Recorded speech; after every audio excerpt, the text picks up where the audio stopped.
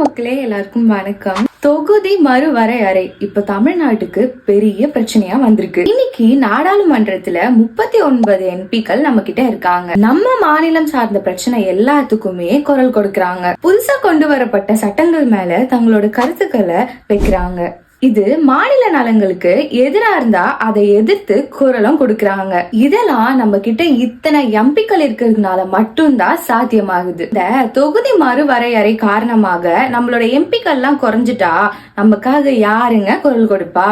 நம்ம மாநிலம் சார்ந்த கோரிக்கைகள் அங்க எப்படி எடுப்படும்? ஆல்ரெடி மத்திய அரசுக்கு நிறைய பவர் இருக்கிறதுனால நம்ம எம்பிக்களோட எண்ணிக்கை குறைஞ்சிட்டா நம்ம என்னங்க ஆகுறது? இந்த ஆபத்துல இருந்து தப்பிக்க சரியான தொகுதிகள் வரணும், இல்லனா இப்ப இருக்க மாதிரியே அப்படியே இருக்கணும். என்னோட குரலை நான் பதிவு பண்ணிட்டேன். உங்களோட குரலை நீங்க பதிவு பண்ண ஃபேர் டெலிமிட்டேஷன் ஹேஷ்டேக்ல பதிவு பண்ணுங்க. வரும் ஒன்றிணைந்து மாநில உரிமைகளை காப்போம். நன்றி, வணக்கம்.